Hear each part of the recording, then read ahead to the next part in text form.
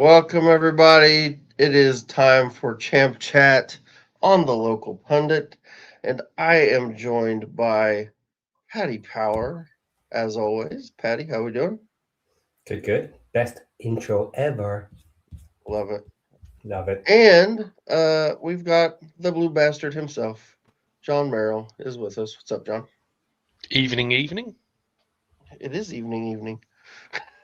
morning, afternoon, Whatever. depending on where you Wherever. are in the world. Yeah. Exactly.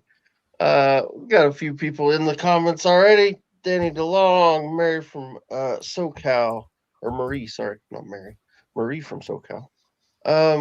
But yeah, so guys, what are we gonna get into today? Interesting weekend of football. Yes, Lots of stories. yes, lots of good stuff. Lots of good stuff. We do have a sacking we can get into. Always good to get into sackings. We love that. And it wasn't Nathan Jones. It wasn't Nathan Jones. Although he didn't have a good weekend. Yeah, no, he didn't. No, he did not. Um, all right, so I guess let's start with that. Let's start with our the sacking from the weekend as Leicester City sack Marti Cifuentes, and I don't think anybody was super surprised by that. I mean, I think I was more surprised they kept him as long as they did, but apparently money was an issue. Uh, and so they probably are going to hang on to him as long as they could. And finally, just felt like they couldn't hang on to him any longer. I mean, they're sitting 14th in the table right now, and that's before they've gotten any kind of points deduction, which we assume is still coming at some point. Um, so yeah, they could be in trouble because they're only let's see, they're on 38 points. Yeah, I mean they're only 9 points above the relegation zone. So depending on the what type of deduction they get, it could be a real disaster for them. So I don't know. What are you guys' thoughts on Marty Cifuentes?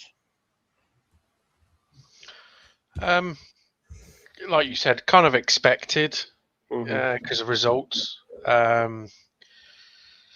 I did feel a little bit for him because I think somebody pointed out on social media he had the same amount of money to spend as they did at Sheffield Wednesday this season. So, I mean, they basically spent no money. It was loans, which obviously, yeah, they do cost wages and stuff, but he didn't really exactly have much to change, did he? I just think it just became untenable, didn't it? His position. I mean, losing 2-1 at home against Oxford was just there was no coming back from that, was there? Yeah. But I think it says a lot for the where Leicester are when you see some of the names that are being linked to the job. I think there's Gary Rowett has been mentioned as one of the early front runners for it, which I Mm-hmm. think if he's sort of, let's be honest, if Gary Rowett's in the running for the job, you're not, sounds harsh, but you're not exactly aiming high, are you? Um, Mm-hmm. that to me screams merely survive, get through. Does that make you wonder? I mean, obviously, you wonder if they know that what the deduction is going to be, or have a very good idea what it's going to be, and know about where they're going to be. And so, if they're actually going to bring in a Gary Rowett, they may think they're going to be in a relegation Well, scrap. I mean, like you said, they're 9 points off, aren't they? I mean, even if they got 12 and they drop, they would still be good enough to get out of it because they are playing at a level which is much higher than the bottom three.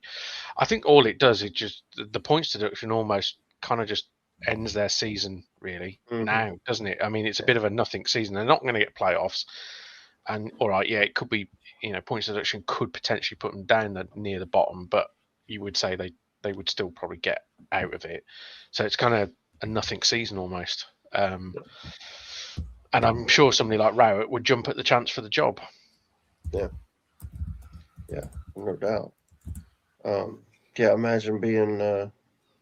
Does seem odd getting sacked from Oxford and then turned around and really it kind of looks like a move up, even though maybe in the table it won't necessarily be. But going from Oxford to Leicester seemed like a positive move, despite the they're having. What do you think about it, Patty? Yeah, it's an interesting one. They would want to get whacked significantly, so you're talking at least 12, I would think, to push them into it for Mm-hmm. at least a period of time to let them fall apart. Mm-hmm. Um, but if if it happens that they get two, because there has been talk of two different points deductions coming through, it could put them in a world of hurt. It really could. We've seen teams get stuck for quite a while. Now, Norwich are basically out of it now and they're on the upswing. So it's highly unlikely they're going to fall back into it at this stage. I Mm-hmm. think they're just going to slowly at least keep climbing from here. But yeah, it's one of those dodgy ones. I think it's unlikely. To be fair, it's unlikely. And even if they do get pushed in, they're probably going to climb out, but it depends on how many, and it depends how when it happens. So it will be interesting. The earlier it happens, the easier I think it'll be for them to survive. So if this gets delayed and their results don't improve while they're waiting for a manager, and we lose another 3 or 4 matches with them having average matches and draws and not picking up many points, and then all of a sudden they get whacked. It could put in a bit of a tailspin.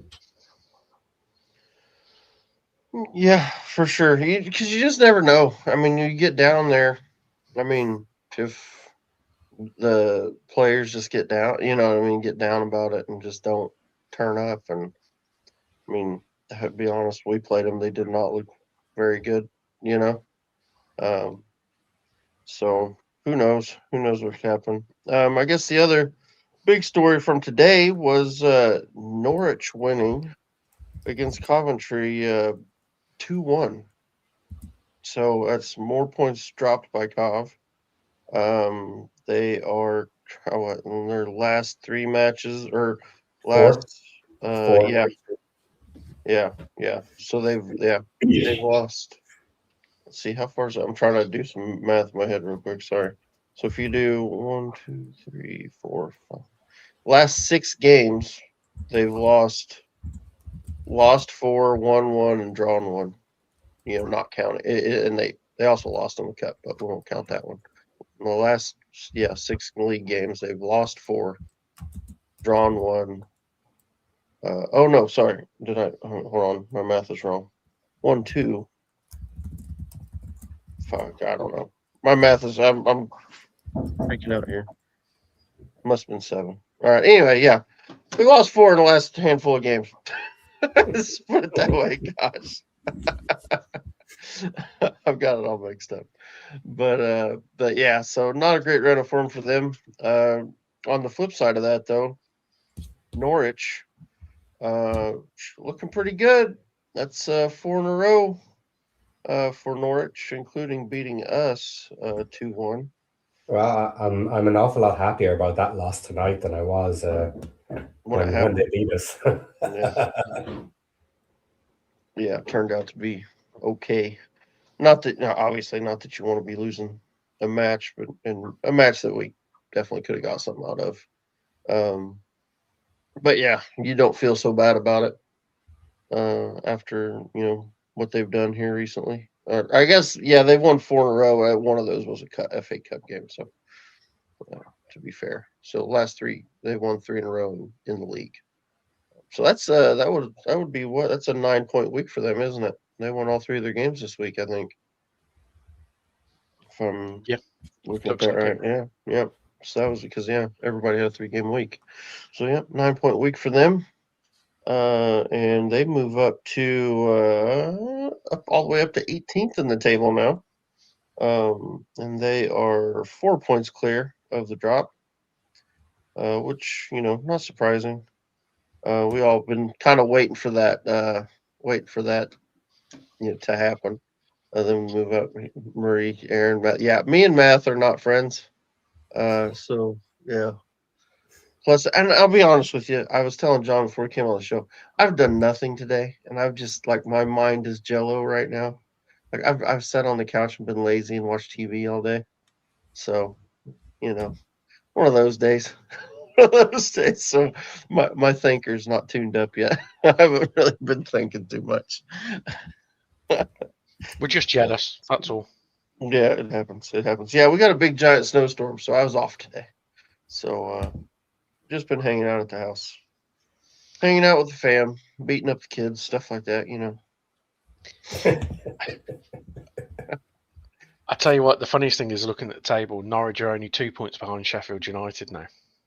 Which, Are if they you would really? have said, yeah, they're only 2 points behind Sheffield United. I know Sheffield United got a game in hand, but if you would have said that a month ago, you would have just gone, nah, it's mental. Yeah, Tim. I'm very much hoping that Sheffield United lose every single match for the remainder of the season unless it works for us. Yeah. Yeah, because everybody's been doing us favors this weekend. These results have been absolutely great for us. Yeah, they have. Yeah. What did we do? We jumped like what 4 teams on the weekend? Yeah. It was. It was a good jump this weekend. Okay. Anything? I see you got some stuff pulled up there, Patty. Got some stuff you want to get into? Yeah, but for different stories. I've just been trying to find some stuff while we're talking. Gotcha. I'll bring them up as we go. All right. Well, you want to just get into the results from the weekend then? Let's go through them. Run through all the results. So, yeah. Actually, I can probably bring this up real quick. If you guys go ahead and chat for a second, I'll get this pulled up so we can go through them. Yeah. Big results for a few of the teams this weekend. I do have a nice little video clip here from the Middlesbrough Preston North End that I want to show later. Okay, cool. That's a cool one. But while we're waiting, how happy are you, John, that we're in the playoffs? Yay! Yeah. Because it's still early, isn't it? Our season doesn't end. I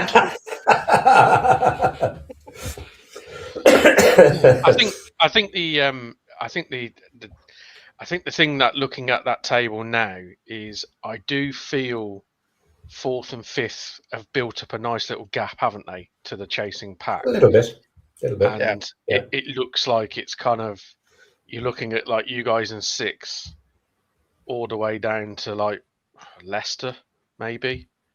I mean, the amount of teams that are just like a result in two results away, it's just madness. It's just madness how many teams are still involved in it. And I'm going to say the Hull and Millwall thing is they built up a buffer, and at the moment they don't look like slipping up, do they? That at the moment those two are being quite consistent and picking up points.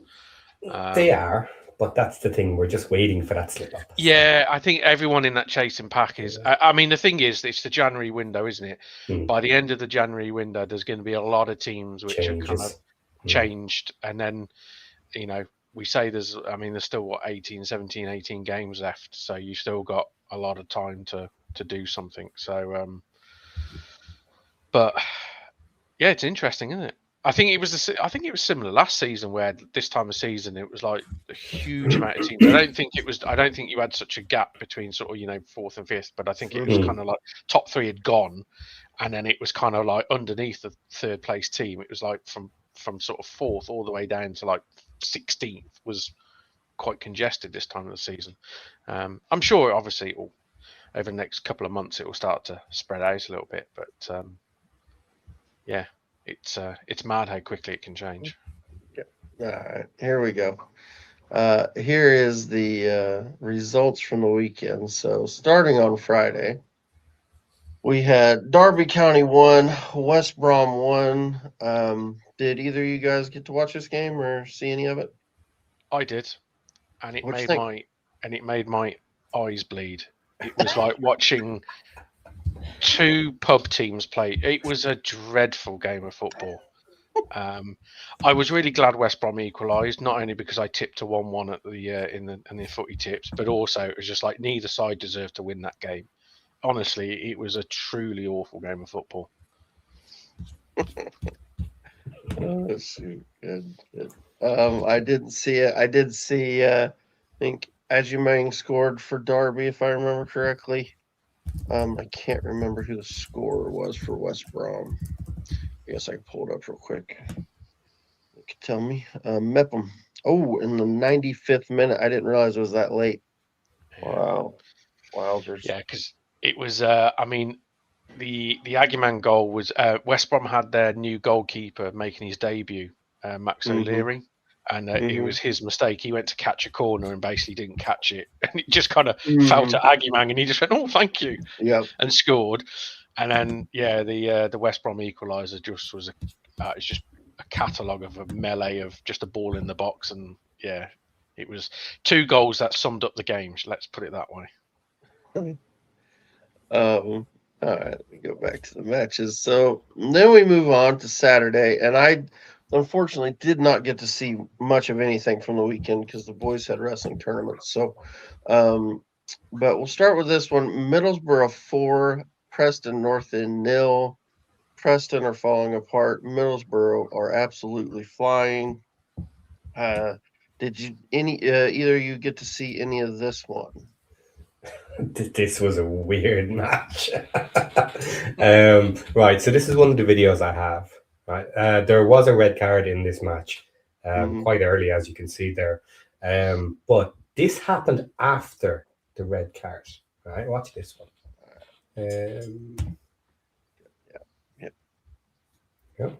Boom! Ooh. Well, you just that again. said eat my knee. Yeah, 4-0. Jeez. Not even a yellow. Really? Not even a yellow. Holy cow. Holy cow. I saw that on the highlights, and I think one of the Middlesbrough players went absolutely mental at the referee. The referee kind of made the hand gesture like it was a coming together. I was like, I don't know what your coming together looks like, because that was not it. He about took his head off. Scores: Brown, Conway scores 2, Whitaker scores. So it looks like it was 3-0 before the red card.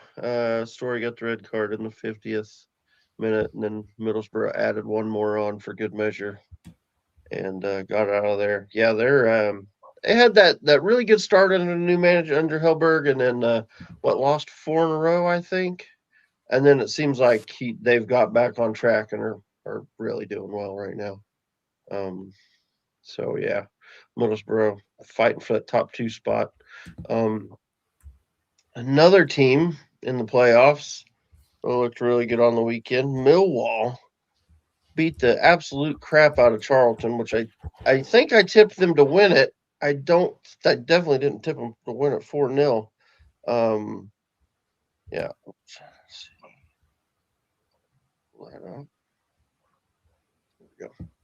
And so you had an own goal to start the scoring, and then so they didn't score again. It was 1-0 until the 81st minute. Taylor scores the second, and then Kundal scores the third, and Maku scores the fourth in the 92nd, 93rd minute. Either of you guys get a look at this game?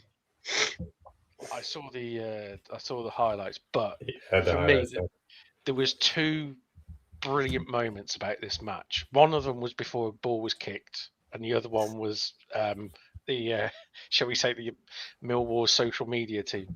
Before the game, I saw a video where the Millwall team, the Charlton team coach pulled up to the stadium, and it was the most subdued atmosphere you've ever heard. It was like, basically, it felt like there was like 3 fans there. And like there was people getting off, Charlton players getting off the coach. You could hear a pin drop, nothing.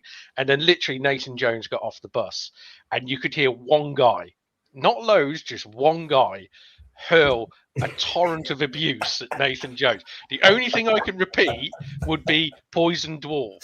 And all you could say is either side of that, there was just utter abuse, which was just hilarious because it was like as he got off, walked off it just started, carried on as he walked, and then when he disappeared, it just stopped, and then it just went back to silence. And and I don't know if you've seen it, but I think it was Millwall's social media team after the game. They posted like a little snapshot of the it was meant to be sort of the Millwall dugout celebrating after each goal had gone in, but the way the camera is actually done, they're actually focusing on Nathan Jones. So every time a goal goes in, Yeah. you just see the corner of your eye. You see the Millwall bench celebrating, but the camera is completely focused on Nathan Jones having a meltdown every single time. So, Oh, that's brilliant. good. Gotta love it. All right. I'm going to say it. They are still in danger of going down now. Yeah. It's sliding that way. It really is. Mm-hmm.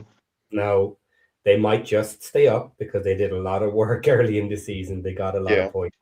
They probably should stay up. But they're another team that's sliding that wrong direction. And sometimes it can be really hard to pull out of. So they better start pulling out of it quick. It's interesting. I listened to a Charlton podcast yesterday while I was doing some work, and they were saying that they think this week is a big week for them because they were saying transfer business wise, because apparently there's 3 players which are all up for, or essentially they're all going to try and be loaned out, and there's 3 players that were all brought in the summer. Yes, but they just essentially, I think there was one, was it I forget the guy's name, the striker from Stockport was they bought, I think it was. And there was Alafe, that's it. Apter, yeah, they brought in Apter and then somebody else, and they basically it came out after this game that all 3 of them are essentially been told to find a loan club and to get out. Which they were saying that goes a long way to say, you know, there were 3 players that were all brought in the summer with the desire that they could step up, but clearly haven't done enough to convince Nathan Jones but they were saying this on this podcast, they need some signings because they are very short in a few areas. And even when, you know, they signed Dykes and that, they were saying they just don't look like scoring goals, and it does seem to be their Achilles heel right now. Yeah, they've gotten 5 points out of their last 7 matches, so they are in trouble, bang in trouble. And that actually included a win against Sheffield United, which looks terrible for United now. But yeah. But it's teams like this, they're losing to everybody around them, but then every so often they smack one of the teams that are higher up the league. And at the moment, they seem to be doing us a lot of favors. Sheffield United did the same thing recently as well. Their last win was great for us. Yeah. All right, moving on. This will be, we'll let John take this one away. Birmingham City 1, Stoke City 1. What do you think, buddy? A pretty dull game, I won't lie. We had the chances to win the game. There's no doubt about it, and didn't take them. I'll be honest. I have to give a lot of credit to Stoke. They came into the game with, I think they said 11 injuries to their squad, but they were so defensively organised. You know, it was really tough to break them down. And credit to Mark Robbins, you know, they had Sorba Thomas, who is a wonderful player at this level, but he was playing right back because there's just so many injuries. I think somebody said they've got the best defensive record in the division. I think we heard going into the game, and I can see why, because even with the personnel changes, they are such a well-organised, well-coached side. Dangerous on the counter-attack, and with Sorba Thomas, they've always got a guy that can whip a ball from absolutely nowhere. From my side, it was 2 points dropped for us. We certainly had the chances. Obviously, we had one of our new players, Osman. He started. He looked quite bright. Looked a little bit out of sorts first half. Looked like a new player who hadn't, had one training session almost. Second half played a lot better. When we got to see Solis come on and also Prisk, and you could see the difference those two brought on. Just I'll be honest, just quality. And Prisk is, I think he could be the sort of forward. The one thing I've always thought we have been missing is that number 9 presence. The instinct that number 9. The amount of times we get the ball in the top end of the pitch right wide, and there's just not a natural number 9 that ventures into that 6-yard box or into the middle of the goal. Everyone sort of comes deep. Whereas when Prisk come on, he literally played on the last line. He was on the defenders. So and he looked quite talented. So no, pleased. I think the new signings, once they bed in and actually get in the side and start playing, the future's bright. But certainly 2 points dropped without doubt. Yeah. All right, let's go back. Back to his list. Blackburn Rovers. This one surprised me. 1-1 against Watford. Of course, Watford's not been fantastic on the road this season, but Blackburn's been a team that's really not been playing well as of late. So to get a draw against Watford, who had been playing really well, was surprising to me. It was a surprise result to me. Did you guys get to see any highlights or anything from this one? No. Were there any highlights from this one? I've got no idea. I've not seen. I just seen the score. That's all I've seen. I think the highlight from this game was Todd Cantwell on social media afterwards, thanking the fans and saying it was tough, but all but saying the pitch was awful and not fit to play football on in a kind way. Which I think I think is he captain? I'm not sure if he's captain, but I don't know. When one of your main big players is coming out and basically saying your pitch was unplayable, doesn't bode well, does it? Let's be honest. Yeah. So Kayembe gets the first goal at 26 minutes, and for Watford, and then Blackburn comes right back at 28th minute. Miller gets the equalizer, and that's the way it stayed. Blackburn had 56% of the possession, Watford 44%. Watford had more shots, more big chances, and a better XG though. So sounds like they probably would have been feeling like they should have got something out of it, but wasn't to be. So let's move on. Bristol City, Sheffield Wednesday, 2-0 Bristol City. I think I don't know if that's a surprise to anybody. Did you guys see anything from this match? I didn't. Looks like Twine and Bell got the 2 goals for Bristol. You guys see anything else that stood out for you on this one? Well, Sheffield Wednesday were Sheffield Wednesday. They were doing their best, and they're still trying. The team is still actually going out there to give a decent game, but they just don't have the talent anymore. I guess the big story was just could have been the last game for Barry Bannon. He got a big round of applause after the game. Got taken off during the game. Got a big round of applause then also. He's been I think he's been there 11 seasons now. I think they said. So long time serving in the club. But sounds like they're moving him on. I don't know. Have we heard any updates from that? I mean, it sounded like he was going to Millwall.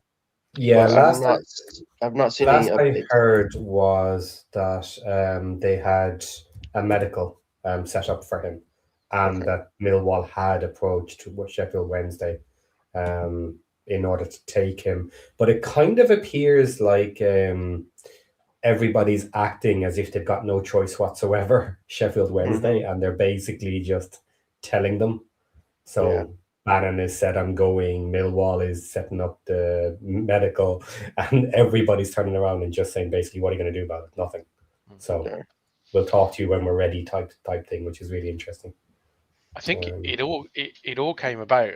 I follow one of the couple of the Sheffield journalists on social media, and from what I can gather, it all comes about that Bannon actually contacted the administrators and wanted confirmation of where the sale of the club was, and what's happening, and just basically a bit of a summary and a bit of a status check of everything.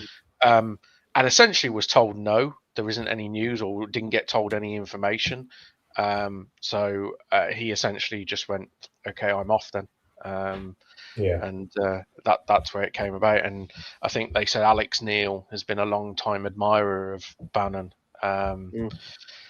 And to be fair, I suppose if you Bannon, I mean, he's only got a contract, I think, to the end of this season. Millwall, of course, are looking pretty set in those playoffs. I suppose he's chasing one last hurrah, isn't he? One last push at the. I dare say he's not going to play every game for Millwall, but he's a fantastic option to have in the squad for them. But yeah, I mean, as much as I obviously can't stand him for obvious reasons, I have to commend his loyalty, because he could have left that club a long time ago for the better of his career, but he stayed loyal to them. He went down to League One with them. He came back up with them. A lot of people, he stayed at them this season. He could have walked away last summer, or the summer gone, shall I say, and gone elsewhere for free. But he took a very low ball contract by all accounts to stay at Sheffield Wednesday. So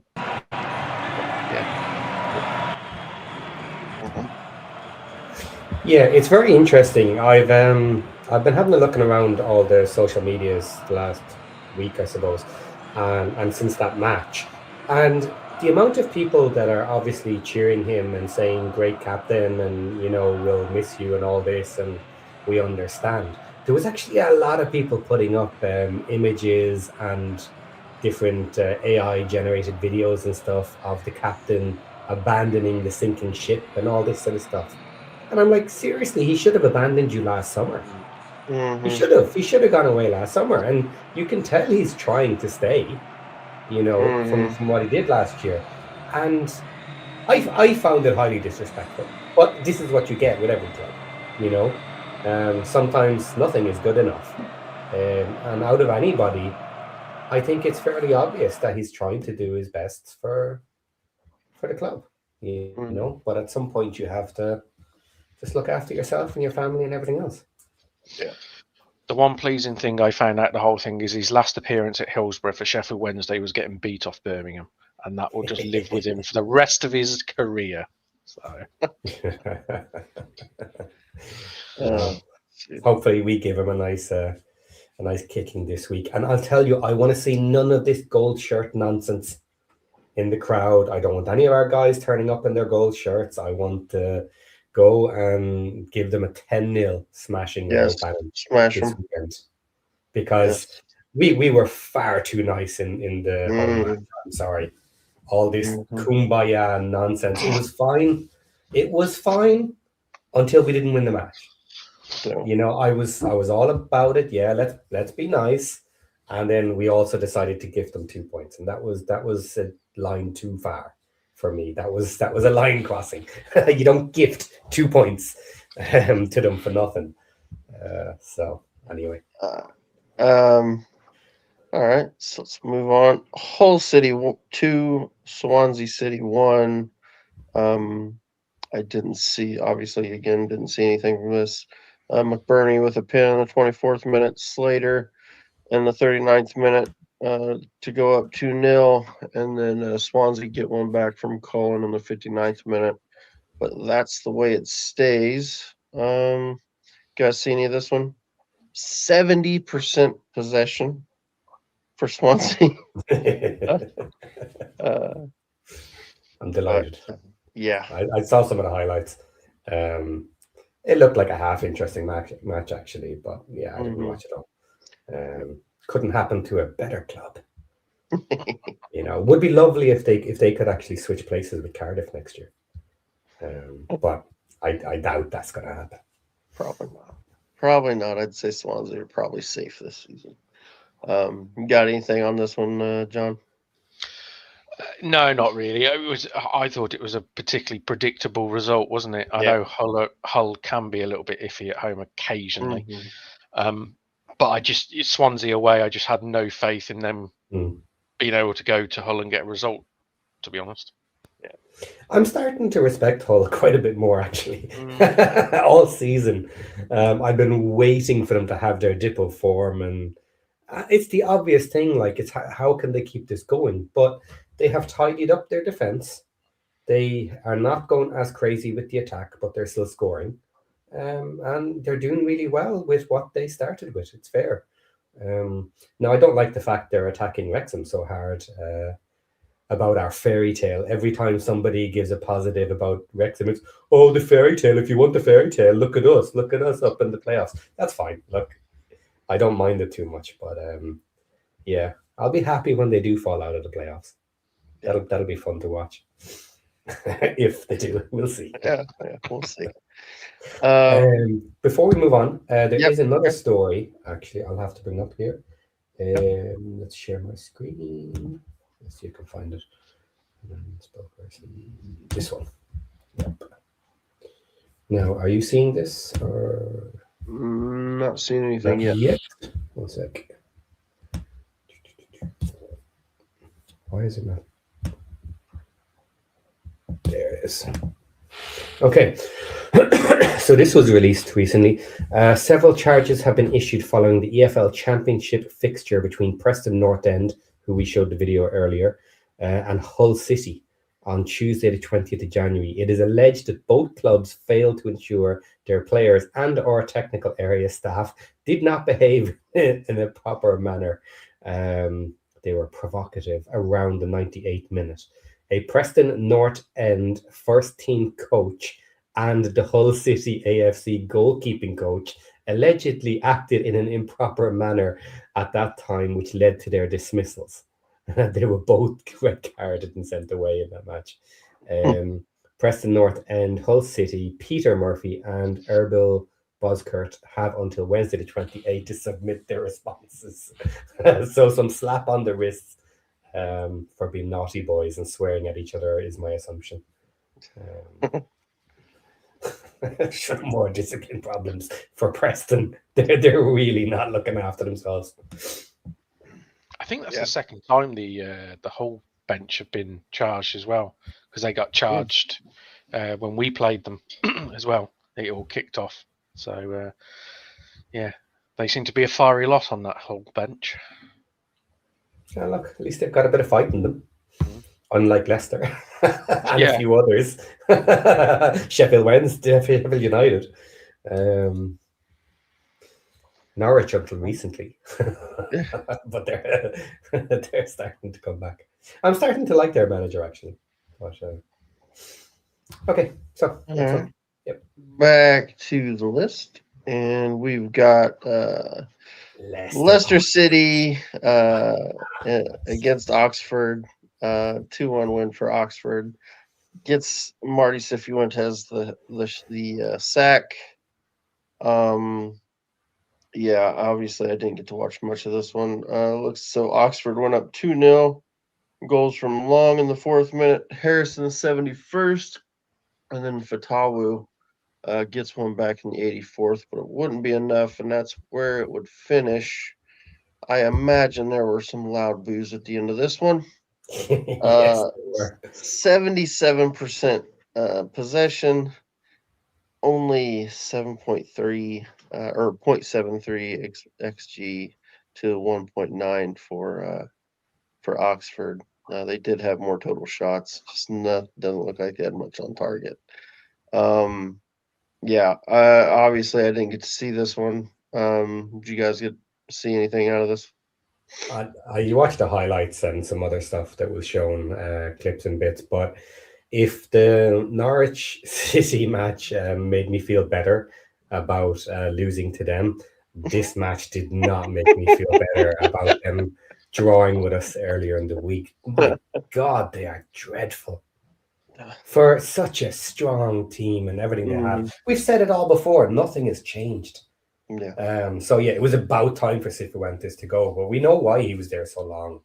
And I'm really interested to see now if they can have a snowball effect of this, because change of manager, change of pace, it could bring the players back because they're good enough. You know, a change of tactic or a change of style or something might suit them might completely change everything. But we know it's dangerous to be swapping managers as well. It doesn't always result in a good change. So if they have similar results, or God forbid, a worse situation with a new manager and then get whacked with some points, it's going to be a really interesting finish for them. I thought that game kind of encapsulated Leicester's season in a way. All the possession, didn't create anything, and have absolutely nothing up front. And now Jordan James is injured, who seems to be the only one that seems to score any goals for them. You kind of look at them now and just think, how are they going to score? Or how are they going to win games? Yeah, I don't know. Because they did look dreadful against us after he went out. Yeah, I think he is the only life they had in that team. So yeah, I'd agree with you. Anything else on this one, guys, before we move on? Jordan James is not quite my new McAtee yet. And I only say that because I still think there's a chance we might get him in the summer. So I'll hold off on my disdain for Jordan James for going to them instead of coming to do a deal with us. But look, they're in trouble without him as well. He was a good player for them. He did a lot of the work holding that team together. It's just everybody else around them wasn't doing their part. So they could be in big trouble without him. Yeah, and he's out, what'd they say, like 6 weeks or something, I heard? I think the official line out of the club is 6 weeks. However, there's a few local journos which are all saying the public official line is 6 weeks, but the noises outside the inner sanctum of the club is that it could be a lot longer. And there is also a rumor going around that it might be season ending. So, because I think they're suggesting it could be a hamstring tear, which you could be a while. But I suppose it just depends on how severe. Let's jump that one because I'm sure we'll deep dive into that real quick. We'll go to Sheffield United 3, Ipswich Town 1. Surprise result for you guys? Was for me. I thought it'd be closer. I think I actually tipped a draw. I think I tipped a 2-2 if I remember correctly. I think I tipped a 3-1, but the other way around. Other way around. Yeah, I think I put down 3-0. I didn't really believe it, but I said, "Come on, give him a smack." But I'm actually happier with that result, to be honest. I think I know what I suppose that is. Then Oxford beating Leicester away is a bit of a shock, but for me, this was probably the biggest. It feels like it. Yeah, it feels like I know Sheffield United haven't been terrible, but they haven't been brilliant either. I mean, the Leicester Oxford thing, all the things with Leicester, you could see them losing to anyone. Ipswich were just going off like a bit of a train, so that's to me, if they had lost that game narrowly, yeah, I could understand. But that's a proper, feels like a proper pasting, really. Yeah. So you get goals from O'Hare, Brooks, and Bamford for United. So they took a 2-0 lead. Then Clark takes a penalty for Ipswich. So it goes to 2-1. And then Bamford gets the third, and that kind of seals the game off, it sounds like. And then Bamford gets a red card in the 84th minute. Was that a second yellow or was that a straight red? I haven't seen it. Do you guys know? I'm pretty sure it was a second yellow. But it's really interesting because I was trying to find the clip and I can't seem to find it at the moment. I didn't have it pre-done. He got booked for simulation for diving, right? Which is really interesting because, and I wanted to show this video to see what you thought. So I might actually still dig for it and see if I can find it quick enough. But basically, he gets up after going down, and he immediately tries to signal that it wasn't a foul. So he tells the ref immediately that wasn't a foul. It's not a penalty, and he gets a yellow card for simulation, yellow to red, as far as I understand it. So there's a lot of talk online that ref was absolutely dying to do it to Bamford for some reason. Mhm. And yeah, so I wanted to show the clip because I wanted to have a look again to see what you guys thought of. Does it look like a dive or does it not look like a dive? And like him trying to signal the ref, is it clear and obvious, or how fast was he done? I'll have a look while we discuss it. But yeah. Yeah, I mean, I'll be honest, Bamford's got history of falling over like a sack of potatoes. He's done it all his career. I didn't see the incident, but it's one of those where if he's turned around to the ref and trying to claim it wasn't a penalty, it wasn't a foul, that's either one or two things. For me, that suggests that it was probably it probably wasn't a horrific dive, and he realizes it was a horrific dive and gone, oh, actually, no, that's not a penalty. So he's trying to save himself. Trying to save obvious. It was too obvious. Yeah. And it didn't have the desired effect. If it was a horrific dive, he rightly got sent off. But I think the problem is with Bamford, for a big guy, he has that in his locker. He's always been a bit soft to go down. But that is his first red card as well, though. He's never been red carded. He's not. That's the thing. He's not a dirty. He never has been a dirty player in that regard. If anything, I've always found he's always been a bit too nice of a centre forward for his physique and his size. But yeah, as I said, he does have a history of falling over. So I'm not surprised if it was a dive. Yeah. Yeah. It's interesting. I obviously haven't got to see anything of this game. Did surprise me though that United were able to get a win. Probably shouldn't have, I guess. He's gonna get those guys up for that game. Teams are always gonna turn up and give their best against the top teams in the league, and I think Ipswich are one of those teams that people are always, they're gonna turn up and give their best for. So, and United's got enough. They've got enough about their team to play with teams like Ipswich. So, and I think it won't be lost on. I know Wilder wasn't there at the start of the season, but he is a Sheffield United fan. It wouldn't have been lost on him that in the reverse fixture, Ipswich absolutely battered Sheffield United live on a Friday night on TV. I think was it 4 or 5-0 or something like that. I don't remember. Yeah, they took them to the cleaners properly, and knowing Chris Wilder, I'm sure that he would have been in the ears of that team before the start of the game and say, "Look, lads, these lot embarrassed you on live on TV last time. You owe them one." Yeah, I'm sure he had them right up for it. Yeah. All right. Okay. Were you able to find your clip, Patty? I'm just prepping it now. Gotcha. Cool. Let's see real quick while we're on the Ipswich topic. MB says you guys see Ipswich is getting Danielle on loan for the rest of the season. I did see that. Pretty good pickup. I mean, they're pretty stacked. So be interesting to see who comes out and how much he plays for them. Because I assume if they're taking him on loan, they're planning on playing him. So be interesting, that one. We'll see how that one goes. Yeah, it's good really. It's what you'd say a really good squad player, isn't it? Somebody that can quite easily start, but also be off the bench, and it just makes an extremely strong squad even stronger. Let's be honest. Yeah. Yep.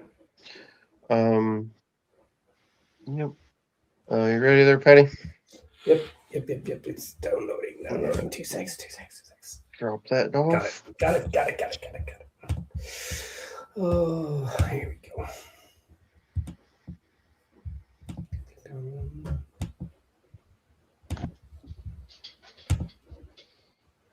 So this is the second yellow they got in the red card, is what you're saying?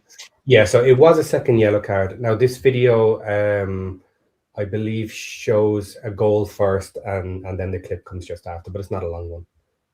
So let's play it and see if it works. Now, whips it in. Come on. There we go. This one. So.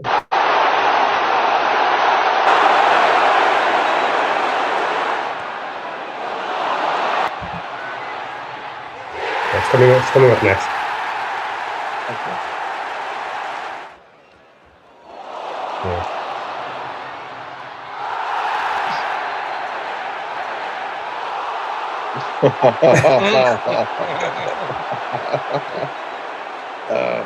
Sweet.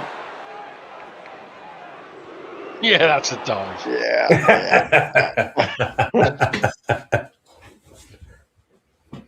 Oh, that's funny.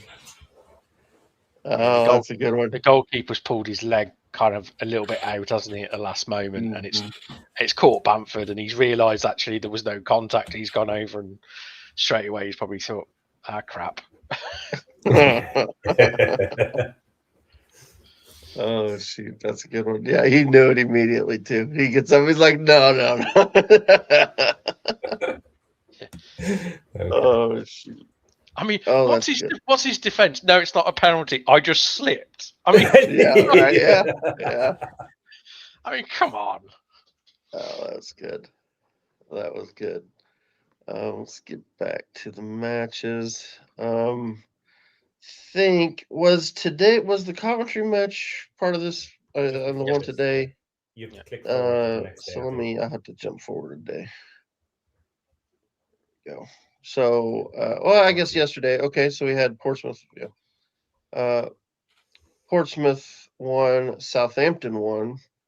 A surprise result. Good result for them. Goals from Cienza and Adams. I think it's a really good result. I think for Portsmouth, they're gonna take any point they can get it right now. They are currently, if I look at the table, 1 point off the drop. Just 1 point ahead of Blackburn. They do have a game. Actually, 2 games in hand on the lead on everybody. 1 game in hand on Blackburn, who also have a game in hand. That's a really good point for them. Slide down here and see what do we got? No. Let's see. We got there we go.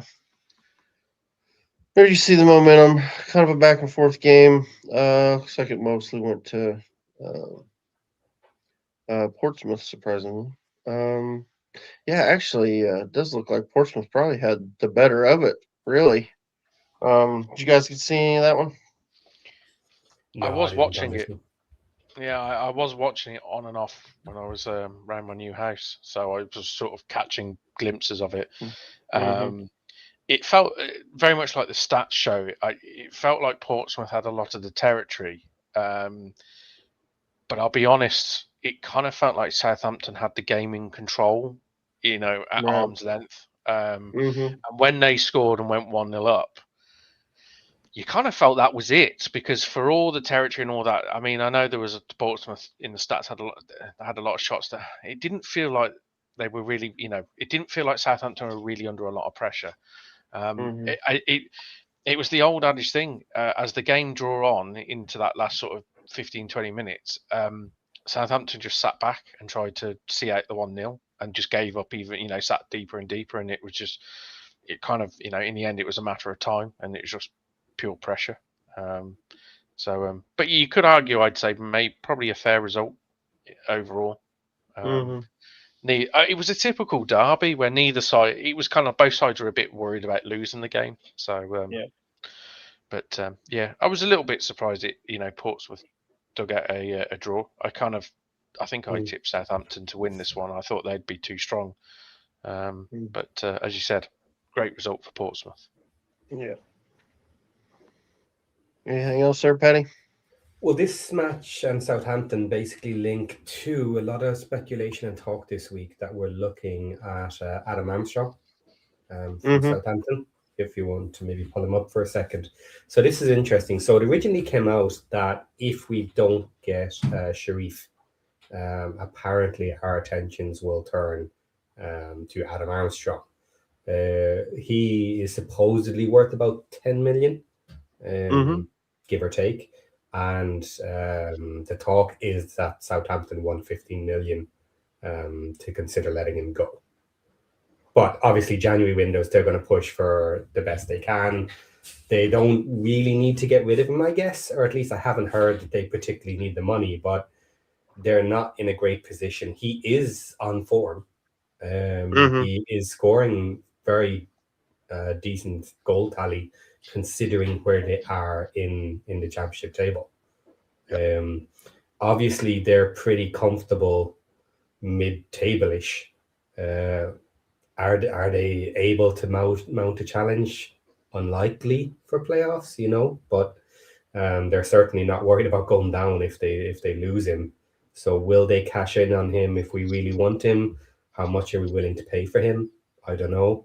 A lot of talk in our Discord about, is he getting too old? Obviously, this would be one of his final major contracts.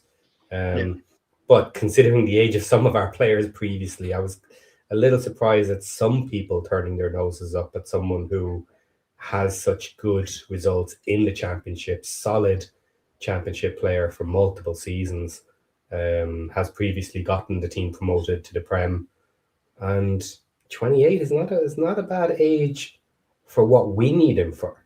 Now, okay, maybe there is, of course, there's arguments about the money. Would we overpay for him, and would we get the value for money from him? I guess that depends on whether he helps us get promoted or not, really, is what it kind of comes down to. But it's an interesting one. I like the look of him. If you're looking for somebody to bulk us up and help us get up into the playoffs, stay there, and have that shot this season, I think this is a solid person. Can I play devil's advocate here? Yeah, yes, you can. On what planet would Southampton sell him? Agreed. If he wants to go. Well, but yes, there's no need for them to. I mean, because the thing is, I totally agree that they're sort of getting to the point of, if you're going to make a push for the playoffs, your form needs to turn around rather sharpish. Yeah. The fan base will expect a charge to the top six, as a parachute team in their squad. The ownership will as well. If they sell Armstrong, who is their main goal scorer, you're basically saying the season's done. There'd be anarchy. There'd be uproar that you're selling your main goal scorer, and you're basically saying, this season's gone. I just don't see a world, unless they've got somebody lined up to replace him who's better. Which, but I mean, Adam Armstrong, he's 20 goals a season at this level. That's what he does. Yeah. The his standout season was the 23-24 season. 24 goals, 13 assists. Unbelievable season from a striker. Would love to have him. I agree with John. I don't see how this happens. It seems like an odd one. I just can't imagine them selling him, right now. Maybe in the summer, but not right now. I think even if their season's sort of not going the way it had, I just don't. To me, it just sends. I'm not sure the ownership or anyone would want to tackle the fan base of selling your main source of goals. It just sends the wrong message if you get me. Especially for a year one parachute team, it's like it does. Yeah, absolutely, it does. And maybe that's why the talk is of 15 million. If he's worth on paper 10. Then in a January window, you're probably talking at least 15 to make financial sense. But this team does not necessarily need to make financial sense. They're not in trouble as far as we're aware. So, probably not. And the thought is, if you were to replace, if they were to get rid of him, they would have to replace him with a proper 20 goal a season type of striker for this level, and that would cost you more than 15 million quid. Yep. Yeah, I don't think you can replace. You're not going to get better. You know what I mean? Maybe they go for, unless they're looking for a young player, but it makes no sense. It just makes no sense to sell him right now. I could see it in the summer. I just don't see it right now. But who knows? Who knows, man? Uh, obviously, I mean, you would assume that they're in good. Wouldn't have any major financial issues. Considering they've got parachute payments and all that, but you never know. But yeah, I can't hardly imagine that would be a viable deal. Um, but I'd love to have him. Love to have him on the team. Um, okay, so let's move on to today's game. Um, and we got Norwich City 2, Coventry City 1. Coventry are in trouble. Well, not necessarily in trouble, but they seem to be struggling here lately. Norwich are flying at the moment. 9-point week for them. Yeah, it's looks like it was a very good game and a good competitive game, and Norwich came out on top. So we got the goals from Ben Slimane and Ahmed for Norwich, and Esse scored the opening goal of the game for Coventry. Ahmed seems like he's been a very good signing for them. Let me pull up his stats because he's done some work here in the last couple. So that's 2 goals and 2 assists in 3 games for him. So yeah, 4 goal contributions in 3 games. I'd take that. So average rating of a 7.84. Yeah, he's doing really well. Seems like a really good signing for him. I heard that Harry Mask came on in this game, who they were able to get. Of course, he played at left wing back for Sheffield Wednesday at the beginning of the season, first part of the season, was recalled by Man United, and then they got him for the second half of the season on loan. I think he came in as a right winger, if I read correctly. I didn't watch the game, but I saw that on Twitter, so don't hold me to that. Came on and played right back.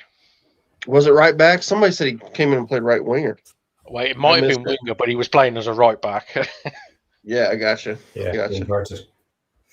Yeah. So that's interesting. I've got a question here. I just checked something. Mm-hmm. And they have now played 4 matches and won their last 4.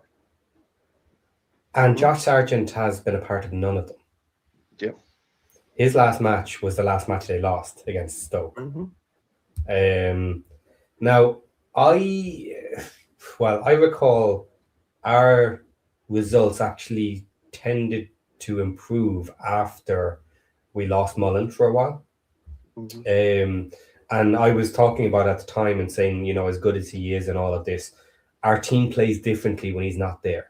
When our talisman is not there, they stopped going as direct and they played more as a team.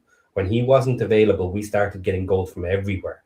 Everybody felt they had to step up and take it upon themselves to earn the result because our main guy wasn't there. I wonder if this is part of that. Is that now that Josh Sargent isn't kind of pulling the focus from the entire team, that everybody is stepping up and everybody is doing more and taking it upon themselves a bit more in terms of pushing the results. Or maybe not. Maybe it's just coincidence. Yeah, I understand what you're saying, and I've seen it on teams before where I've coached teams where our best player is, everybody kind of just, you'd see players that just don't look that good when he's playing, step up and play harder when he's not playing. And it's a weird thing. I think it's just a mental thing where players will just, obviously different levels. I'm talking about younger kids and teenagers compared to adults playing professional sports. But obviously it's a little different. But yeah, I've seen it though. I know exactly what you're saying because it's like they just kind of expect that guy. He's gonna do it for him. Yeah. You know what I mean? He's gonna figure it out. He's gonna make the big play or whatever. Score the goal that we need, and I think players tend to, they go out of their way to make sure they get him the ball, and they go out. You know what I mean? But yeah, Instead and of playing obviously, as a team, it becomes more of let's make sure we allow that guy to do good things for us. And yeah, so, and it's a fair idea to do that if they're that mhm, good. You know, right, you can yeah, focus all the resources on getting it to your one big playmaker who can make hmm these big changes. And yeah, you see this in lots of team sports where you have those one or two guys, and everything is about, yeah, get it to them because they hmm finish it. But when they're not there, it just opens everything up. And sometimes it's obviously worse, and other times it's not. And sometimes they can hold it together. yeah, I'm not sure if it's good management or shall we say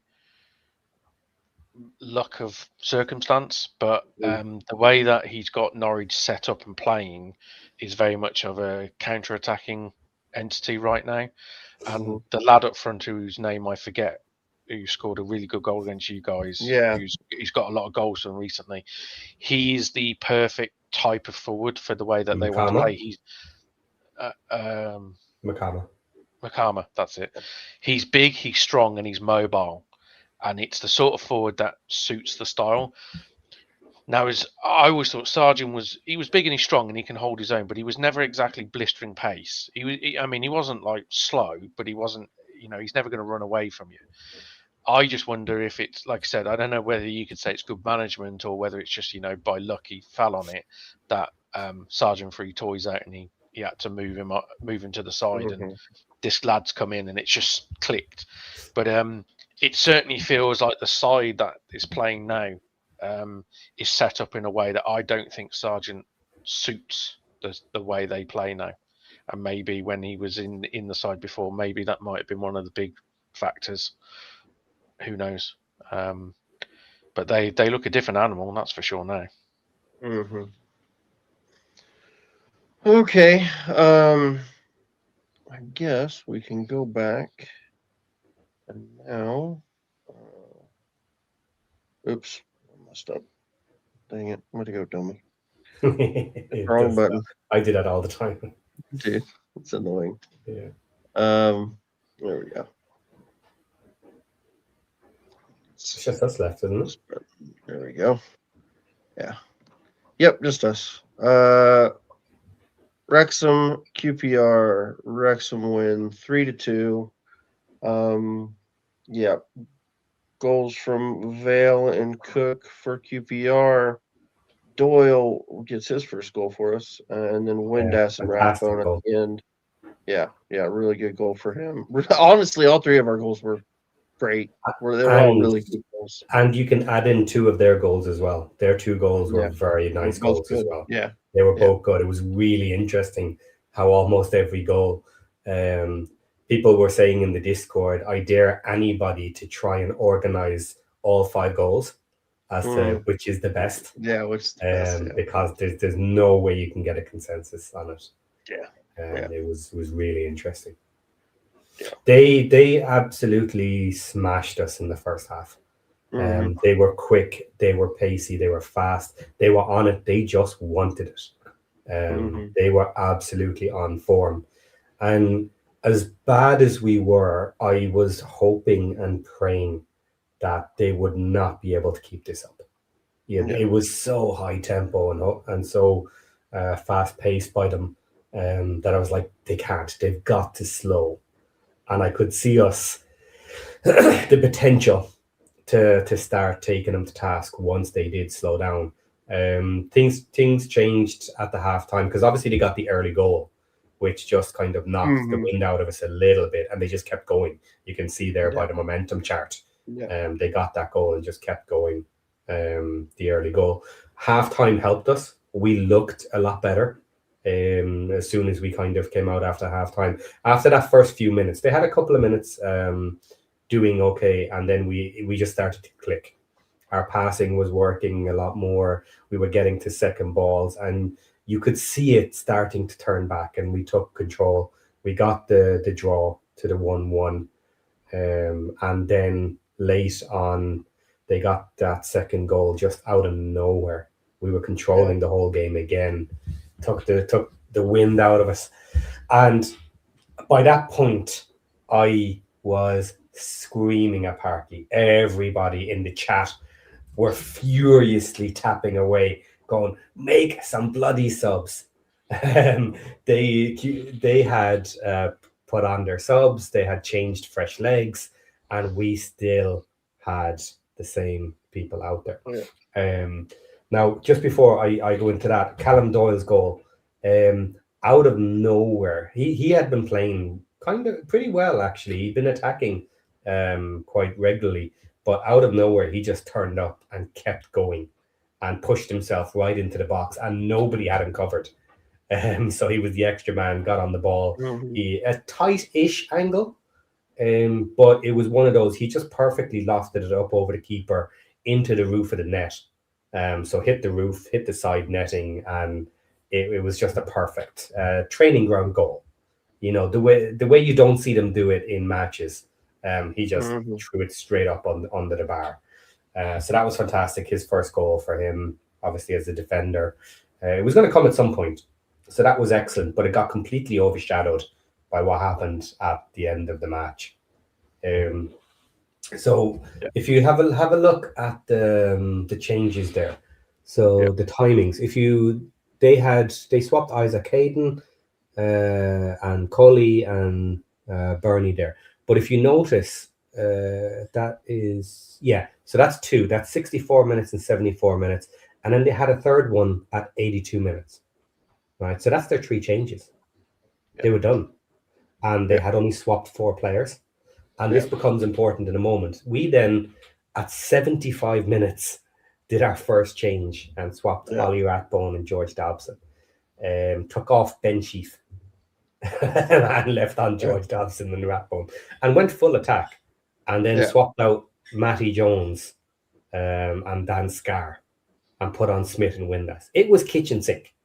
It was just dump all your attackers in there. So then the red card comes. So Mbenge, he has been on it the entire match, kicking people, pushing people, grabbing hold of people, and he has so many red cards. I think he has 9 yellow cards. Yeah, I think he has 9 yellow cards. So his first yellow would have actually got him a suspension, I believe, because we're still within the play for 10 yellows, I think. So he would have been suspended anyway. But then he made a stupid foul, and the ref eventually gave him his red card. So at 90 minutes, he got sent off. And then things just changed. They went back into full defense mode, sat back in their box, and we kept peppering and attacking. A loose ball bounced down. Windass had just come on a couple of minutes before. Oh, no, sorry. He was, less than 10 minutes he'd been on, and he'd been attacking. He turned and took it on the volley, and perfect form, kept it down and just rocketed it in. So that was a great start. Yeah. And that was my favorite goal of our 3. The Windass one I thought was awesome. That goal was awesome. And then he did his usual. He didn't celebrate. He didn't care. I think he took one high five from somebody begrudgingly, but he was basically get the ball back to the halfway. Only a couple of minutes left, and then a minute later, ball was down. Ollie found space, and from nicely outside the box, just launched one. Just turned, launched it. Keeper was probably unsighted for the actual shot itself. And by the time he tracked it, it was too late. It was just up over his head.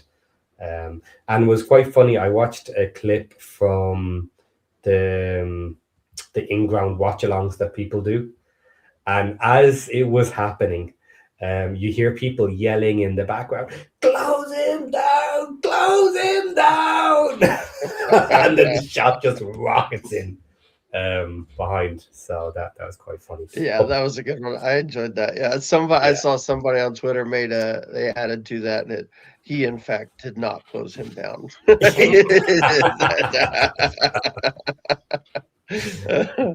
a did you see any of it? Oh, go ahead, John. Yeah, sorry. I was going to say I saw the goal. I think the funny bit about this was I was obviously full time at St Andrews, and as I do queuing to get out of stand, I have a scroll through the results. And as I'm walking down, I'm seeing it's 2-1 QPR, and I thought, oh bloody hell! So literally, put my phone in the pocket, chatting to a guy next to me. Go down. By the time I've actually got out the ground, I've checked my phone again. And you're winning 3-2. And I turned around to my dad and went, "Wrexham were winning 3-2." And he said, "You said they were 2-1 down." I said, "Yeah, they've scored 2 goals since we were up there. Now we're down here." So. He did make me laugh, actually. He said, "Oh, now QPR know how we feel," because of course they smashed and grabbed us last kick of the game to beat us at their place. So yeah, Gotcha. Yeah. So there was something going on after the match as well. There was a bit of talk with the refs and maybe with the opposite team a little bit. They were shouting at each other. Parky wasn't happy with somebody. So there was stuff going on. The ref was absolutely atrocious the whole fucking match. Again, some really weird, stupid calls, but a lot of boots and stuff were going in, you know, and digs, and he was letting them all go, and then all of a sudden, the tiniest touch, he's throwing yellow cards out. He was so messy, and I hate that. It's like just have a standard and let people learn what it is, and just kind of go with that. So I did think the challenge from Mbinge, or if I said that right, the challenge he get the red card, I thought was just stupid, terrible challenge. I mean, he just comes flying in to who was Thomason, I think, wasn't it? It was Thomason, and took him straight out. Yeah, just absolutely wiped him out. I was like, "What are you doing? You're on a yellow already. Like, you gotta know better than that. That's terrible." 90th minute, you're winning the game, and you just go and do that. What are you doing? Yeah. So I actually mentioned it earlier, and I forgot to kind of finish the story, which was the reason I pointed out that they had made 4 quick changes, and used their 3 to do it. Is because there was an awful lot of criticism online about not changing it when they got the red card. Well, he couldn't. He had used his 3 substitutions already. He had no option, and everybody was going crazy at him for it. Why didn't you change it? Why didn't you do something? But like at that stage, it was so late in the match, even at 10 men. You would have hoped to be able to hold it together. You know, these things do happen. You do end up at 10 men. You do occasionally practice and train for it, I'm sure, you know, to be overloaded and to have to deal with it. So that was one. I was so mad with Parky and our substitutions. I put it in Josh's watch along. I said, you know what? I think I might be Parky out. I went back because I wanted to see Josh's reactions to the goals. And because I was at a tournament, so I couldn't. I didn't have enough service to watch anything while I was in there, and so I was just kind of following along with Twitter when it would load, and seeing what would, getting updates. And so afterwards, I went back and was trying to look up Josh's reactions to the goals, and I think it could have been. Oh, maybe it was like 60 seconds before the first one. Yeah, it was. It was right there. And you posted in there. I think I might be parking out. I'm like, oh, Patty. Oh, Patty. Yeah. But there was huge social media response afterwards, obviously, right? So I pulled up a few. This one was just for a bit of fun. Wrexham are now closer to Liverpool than they are to Stockport in the league pyramid. Oh, that's a little old one for our rivalry with Stockport from back in the day. The other big one then, now, I don't know if you've heard this. It's been everywhere in social media. John, maybe you have come across this. Everybody has been talking about the commentary that happened during the goals. So you've seen it, Aaron, have you? Yeah, oh yeah. John, have you come across it? Nope. Okay. Oh, that's good. All right. So listen to this. This has been everywhere. It's been posted all over X by every podcast up and down through the leagues. Attack drops loose. Morden's there, can't quite get there. It's hacked away. Rathbone, constant this. We got 9 seconds left of the 4 other minutes. Ref should have another minute on. Rathbone, long range. Oh, yes! Oh, my word, what a goal by Rathbone. I love that, man. Ollie Rathbone, have my children. Please, take them. So that's been on some of the American shows. I think he was that number made- 2 in X. And That made the Sports Center number top 2 or 10. something. It was number Yeah, 2 number 2. with the call on it too, because you had to have the call on. That was good. So that's big over here in the States. The Sports Center, the ESPN Sports Center top 2 or top 10, and it made it the number 2 that moment did. So yeah, it was good. It was really good. And did you have the other thing? I think yes, you do. Yeah, You do. I do, Okay. yeah. That was funny because these guys crack me up. I love watching. Inside, O'Brien is on it. He signals, sweeps it under the bar. Keeper comes, punches one-handed, it's driven in. What a finish by Windass! It bounced so high, and he didn't care. He volleys it in. Whoa, that's a hit and a half, isn't it? Technique. Rathbone now whips it into the box, and its attack drops loose. Morden's there, can't quite get there. It's hacked away. Rathbone, constant this. We got 9 seconds left of the 4 other minutes. The ref should have another minute on. Rathbone, long range. Oh, yes! Oh, my word, what a goal by Rathbone. I love that, man. Ollie Rathbone, have my children. Please, take them off. Please. The best part was like a minute later, he apologized to his son, Ben. Sorry, Ben. Sorry, Ben, but you have to go. I bet his son messaged him probably after hearing it, didn't he? Just said, "You what, Dad?" Well, I tagged him on Twitter a little earlier, and I posted a picture of Brandon and Zayden, and I said, the boys volunteered to be your. Being that you gave away your kid, the boys have decided that they are volunteering to be your new kids. You just got to promise not to give them away, even if Rathbone scores another winner. Can I just point out how great is it to see a goal like that in the dying minutes and everyone going nuts? In the Premier League, you'd have to wait another 5 minutes for VAR. Oh, I know. See, that's football. That is the beauty of football, not this Premier League VAR crap. Yep, I agree. Oh, shoot. Yeah. Okay. So yeah, talking about his apology, he did actually put an apology out on social media as well, where he turned around and he said, "It has been brought to my attention that at this minute in the match, I said to Ollie Rathbone, have my children take them. This has been pointed out to me now that this is a mistake. I do not have 2 children. I only have 1 child."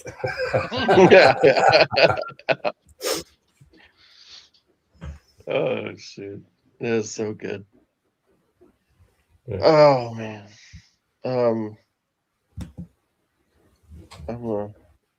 That's okay. I just saw something on Twitter. That's hilarious. So Burton Albion, did you see the Burton Albion? So obviously today is a little bit of Wrexham news. Andy Cannon going on loan to Burton Albion. Mm-hmm. I just saw a post they made on X. They're asking questions to George Evans. Okay. Because he's there, and they're asking him like players that have went to Burton from other clubs, and so they're like asking him like who did what players, whatever, and then they ask him Wrexham, and he stops and he thinks, he looks, and then you see Andy Cannon peek around the corner. And he's like, oh, and he actually looked genuinely surprised. I don't know if he actually knew or not. It was pretty good. It's a pretty good little thing. I just saw it. Oh, shoot. That's good. If you haven't seen that on X, check it out. Burton Albion threw it out there. All right. So, you want to bring up the table? Or you had partial? You had the part of the I had table. the partial one. Yeah, you had the important part of the table. Take your screenshots, frame them.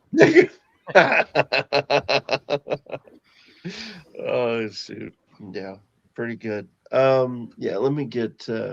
I'll pull up the championship table real quick, and then we can kind of go through it, talk about what we think.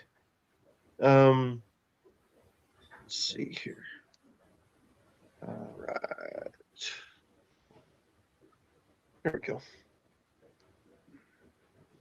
Back up. Oops. Aaron's pushing buttons. I know I'm slow. I'm like an old woman. There we go. I'll drop that one. Add that one. There we go. Okay. So here is the table. Coventry still top with 58 points. QPR next for them. Yeah, So QPR. Yep. That'll kind of be a nice result either way. Whoever wins that. Right. Middlesbrough making a run. 4 in a row in the form table. I don't know if that includes. I don't know if that's just league games or if that includes. It's just league. It's just okay. League, yeah. So can Norwich take them out as well? I tell you what, that'll be the two form sides of the division, won't it? It will, yeah. Yeah. The draw. I did see. Draw. I did see an interesting stat yesterday. I posted it in the Discord. Apparently, if you go back to the Sheffield United game, I think it's 7 league games.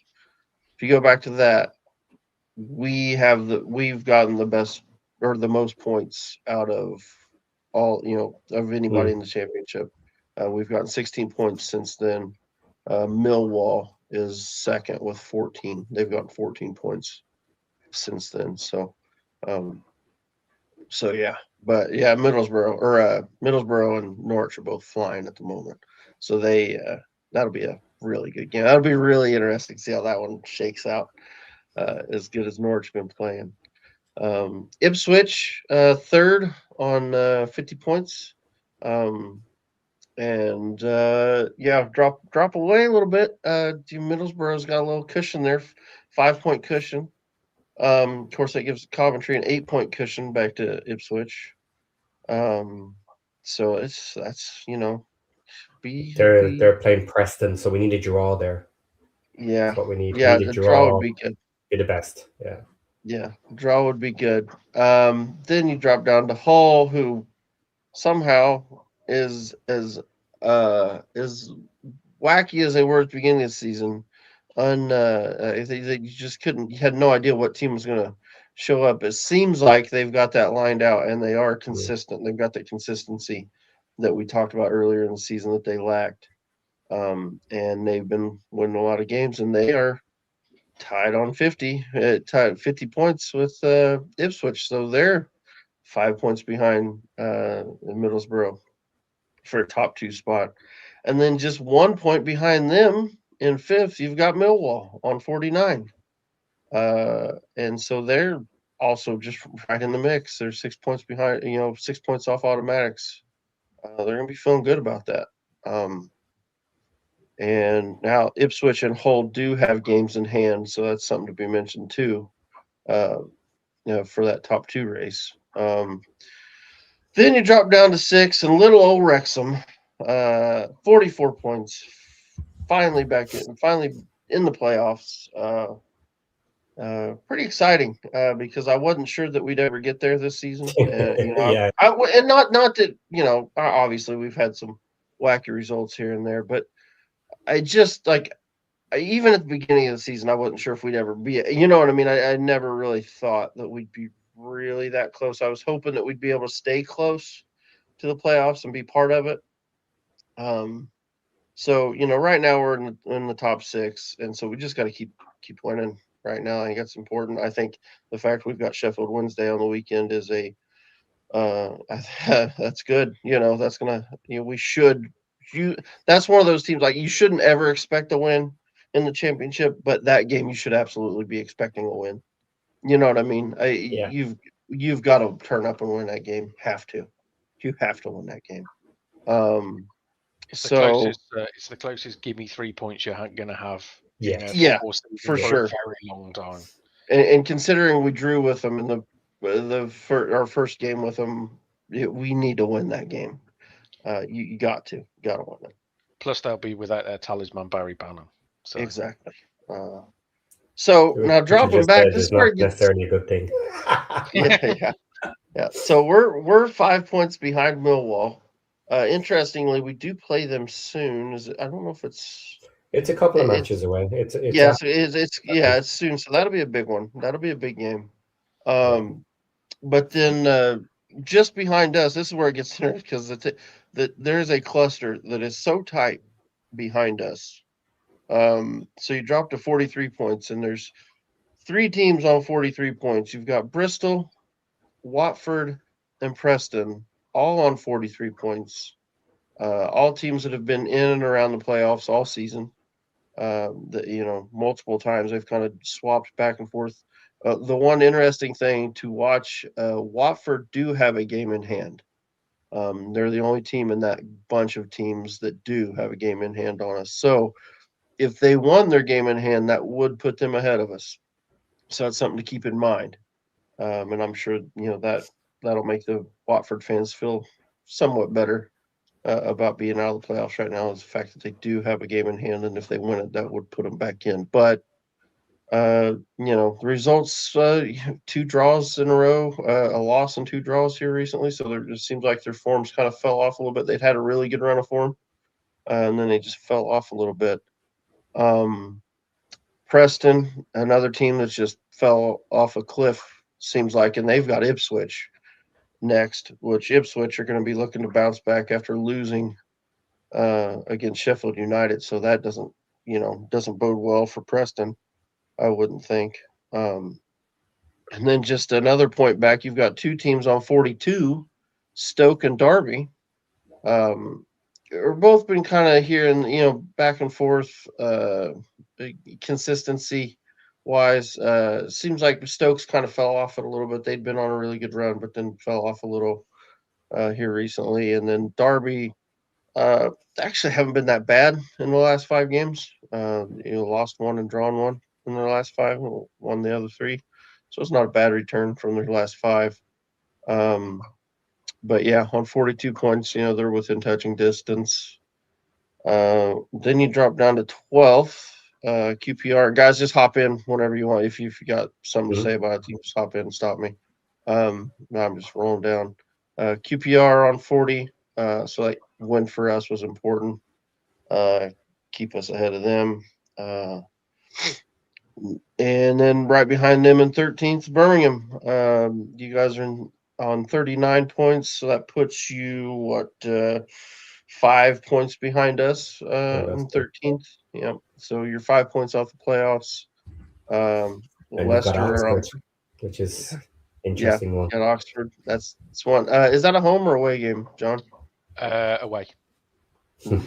Oof. Yeah. What's really interesting about this upcoming week for us in particular is the matches are really interesting for the teams just behind us. So obviously we would like a couple of those teams to fall back and maybe not have so many chasing us in the near future. And so we have some more difficult matches due to come up soon as well. So we need to make the most while we can. So you got Hull first. Ipswich are playing Preston North End. They're not terribly far behind us. A draw there might be lovely. Hull City are playing Blackburn. That is probably the next easiest gimme that you might get. So you'd be expecting Hull to keep a win there and stay ahead. Millwall have Sheffield United. They can probably win that, but as we can see, Sheffield United on their day is capable of beating anybody. So they might slip on that one. We have Sheffield Wednesday, which we should beat without too much trouble, but let's see. Bristol City then with Derby. They're obviously fighting to get up near the playoffs too. Maybe another dirty draw would be great there. Watford have Swansea. Watford has been playing crap lately, but Swansea aren't great either, but they're capable. So a result might swing our way on that one. I've already mentioned this one. Stoke City have got Southampton. Again, Yeah. Southampton not playing well, but capable on a day of beating anybody. They've got the talent for it. So Stoke do not have a simple match there. So right down the table, and QPR after we beat them, surprise, surprise, now get Coventry. So good luck to them after just getting beaten tonight. Coventry. So they're not going to be up for losing 2 in a row. So it could be a really interesting week for results, depending on how they go for us. Could be a complete mix-up, or could just push teams down in a way. Yep. What do you, John? I mean, you guys got Oxford. Are you still? You still worried about your away form? I assume still an issue. Yes and no, if I'm honest. I think we haven't played terribly away from home in the sense of what we've tried to do. The problem is we've just gifted City goals at the wrong times of games, and that's always puts us on the back foot. I think in the transfer market we've addressed some of the key areas, especially away from home. So it'll be a really acid test for us going away to an Oxford side who are fighting for their lives. And I'll be interested to see if how many of our new players do get the start this coming weekend. But yeah, I'm confident. I think the business we've done this month, I think we'll look fairly strong going forward. Yeah, that's good. Yeah, it'll be interesting to see once you guys get those guys in and get them bedded in. Are you? Now here's my question: are you worried that you're doing so much in January, as far as trying to build your squad? And because I mean,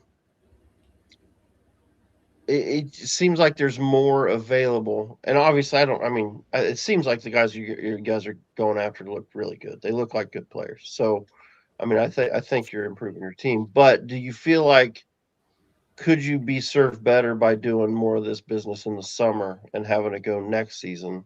Or what's your thought? You see what I'm saying? Like, what's your thoughts on that? No, is the honest answer, because I look at the division and I think if you've got a really good chance of going into the playoffs this season. So if the players are available and you've got the money, then why not? And we're not like, yes, we are doing business. I mean, the latest one is a bit out there, I won't lie, but so far we've bought young players. In the summer we went for a bit more sort of tried and tested, a bit more experience. This one we've gone for shall we say, the remit was this window to go after pace, power, and energy. And you look at all the signings we brought in, and they are exactly that. So, and that's what our side has missed. We've had the quality, we've had the skill and all that, but we've just missed in key areas that power and pace. So no, I mean, I think it's one of those where if you've got the money and the players are available to get to improve the squad, then why not push for it? I mean, like you said, we're 5 points off it. It's nothing. So, Oh shoot. Okay, so let's get back into this. We'll drop down the table a little bit. So behind you guys on 38 points, you've got Leicester City. They've got Charlton coming up. That could be an interesting game. See how that goes. You wonder if Leicester will get a new manager bounce, or even if they don't have a new manager in, you wonder if they get a little bounce from their players, just because of the change. Southampton behind them on 37 points. Sitting 15th, not great for them. Run of form here lately has not been good at all. 1 win and 5, with 2 draws and 2 losses. Also, they've got Stoke, so that's a big match for them. Swansea on 36. Again, just 1 more point down. It's crazy how tight this is, all the way down. And it's hard to draw a line where you think, okay, because somewhere in there's a line where it's you're either a playoff content, like you've got a chance still for playoffs, or you're a relegation. You're in a relegation fight. I'm not sure where you draw the line. It might be right under Sheffield United. I'm not sure. It's interesting. But I mean, you look at Norwich. I mean, they're only what are they? 11 points off, or is that right? 11 points off. 10 points. I don't remember what are we on? 44, right? Yeah, we're on 44, so they're 11 points off us. And they're flying, sitting in 18th. I mean, it's a lot of points when you sit down. It's a lot of points. It's a lot of points. There's not a lot of games left. You're starting to run out of games. That's a big thing. Yeah, because we still need kind of a minimum 27 points, and that's assuming it's low this year. Yeah. It could be higher than that. And then you say, what? How many points behind us today? 11. Yeah. Now you're at 28. Yeah. It's a long way up. It's a lot. Sort of level. It's tough. It's tough. Yeah. They've essentially got to replicate the last 8-game form, 9, whatever it is, since their start. Well, if they do that again for the next 8-9 games, it will put them in contention somewhere at the table. But then the key is they've got to continue on from that. That's the key. It's all very well getting into contention, but then once you're there, you've actually got to do something about it. Yeah. And then below them is Charlton on 32, West Brom on 32, Portsmouth on 30, and the current bottom three is Blackburn on 29, Oxford on 27, and Wednesday on -7. Sorry. So yeah. There's a proper relegation 6-pointer there, isn't there? West Brom v Portsmouth this weekend. Ooh, I didn't realize that. That's a big game. That's massive. Yeah. That's a massive game there. I don't know where that is either. I don't know if it's at the Hawthorns or Fratton Park. Let me see. If I click on them, it should tell me. Next game. Yeah, it's at Portsmouth. Portsmouth at home. Because the point they got at Derby, West Brom, broke their sort of their run, because up until the draw away at Derby, they had lost 11 away games on the spin. West Brom had. So that's a humdinger. I'm not sure I'd want to be in West Brom's shoes there. I'm not going to lie. Yeah. And considering Portsmouth have 2 matches on them as well. Yeah, 2 games in hand. Yeah, 2 games in hand on them. Like that's a big deal if they move ahead of them. And actually on top of that too, Oxford and Blackburn have a game in hand on them as well. So they've really got to start getting some results. I mean, out of all those sides down there, you look at the recent form, Portsmouth are the ones that seem to be doing something about it. Yeah. You know? Yeah. And Oxford's not been Oxford's not been bad in their last 3 games. They've drawn 2 and won 1. So they're getting better. They're getting better. New manager bounce. Yeah. Yeah. Can they keep it up? That'll be the thing. Which, to be fair to him, I think he actually did have Luton at the end of last season. I think he had Luton playing pretty well. It was just too late by the time he really got him going. So we'll see what he does with Oxford. We'll see if he's able to do it with them. All right. So that's the table. Anything else you want to talk about there, Patty? Do you have any other? No, I think that's good for this week. Yeah. Good stuff. Really interesting. So yeah, what is it? 17 games left. So was that 51? Was that right? I don't know. Again, math. I don't have good math. 51, yeah. Yeah. So, possible. Yeah. So 51 possible points. Boy, be interesting. Probably going to be, I would assume, a lot of rumors popping up this week for Wrexham. But we've done no business so far. We've done nothing. I know. I can't imagine. Not unlike us, but I can't imagine they nervy. they'll bring. I'm sure they'll bring a striker of some. Whether it's a striker, or whether here's a question. I don't know if anybody's talked about it. I know he plays striker. If we did get the kid from France, okay, if we did get him, would he play up top, or would he play in one of the 10 roles? Could he play in one of the 10 roles? Yeah, he could play in them too. I just wonder how they'll use him. It'd be interesting to see what they end up doing with him. How they end up using him. I'm genuinely interested in how they